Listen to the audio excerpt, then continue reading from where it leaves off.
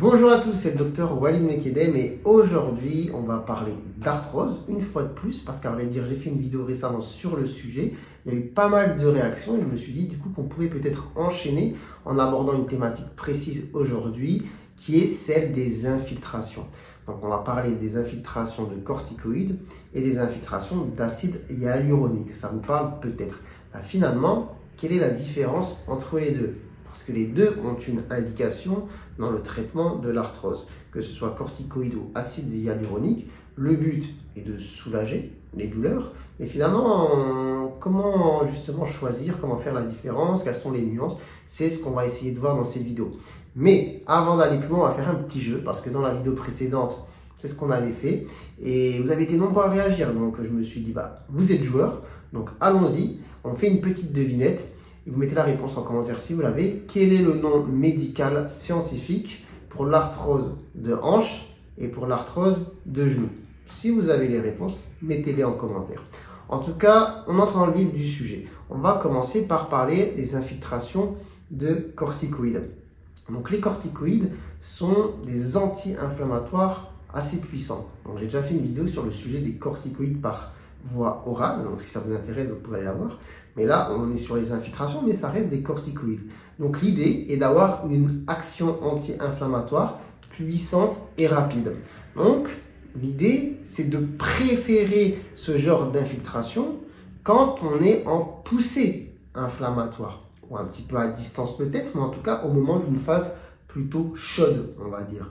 Donc si vous souffrez d'arthrose, mais que parfois justement il y a des recrudescences de douleurs importantes, des poussées d'arthrose, donc des poussées inflammatoires, eh bien les injections de corticoïdes peuvent donner une action rapide, efficace, mais qui en termes de durée de temps va plus ou moins rapidement s'estomper. Ça peut aller quand même jusqu'à peut-être 3 mois d'efficacité, on va dire. C'est à vrai dire du cas par cas, ça dépend des gens, mais en général, la réponse s'estompe en termes de semaines ou de mois. Et parfois, on est amené à devoir en refaire. Et sachant qu'il y a quand même une limite d'infiltration, le nombre d'infiltrations par année, par exemple, parce qu'il y a aussi des effets indésirables. Les corticoïdes peuvent amener à des effets locaux, comme comment on appelle ça, le fait d'abîmer les structures au niveau de l'articulation, tendons, ligaments, cartilage, l'os, évidemment, pas sur une injection, mais à terme. Donc c'est pour ça qu'il est prudent de faire attention à cela. Et ils peuvent avoir de temps en temps des effets plus larges, systémiques, comme par exemple une dérégulation du diabète. Donc si vous êtes diabétique, évidemment. Après, à noter des petites choses à savoir, parfois, après une injection de corticoïdes, on peut avoir un effet flair, c'est-à-dire un effet très douloureux dans les 24-48 heures qui suivent et qui s'estompe ensuite pour laisser place justement à un soulagement. Mais bon, si ça arrive, il ne faut pas forcément trop s'inquiéter. Parfois, c'est un phénomène normal lié à l'infiltration. Mais du coup, l'idée, c'est de se dire, si on fait un résumé, infiltration de corticoïdes, action anti-inflammatoire rapide sur justement une phase plutôt chaude de l'arthrose avec un effet de quelques semaines à quelques mois qui s'estompe et qu'on sera amené à répéter. Ok, et avec parfois évidemment des effets indésirables. Je ne liste pas tout, mais en gros, il faut retenir principalement que ça peut abîmer l'articulation à terme si on en fait beaucoup. Et parfois, on a un passage un peu systémique, c'est-à-dire dans la circulation des corticoïdes qui peuvent dérégler certains problèmes, comme par exemple du diabète. Mais on va s'arrêter là, on ne va pas faire trop long sur le sujet.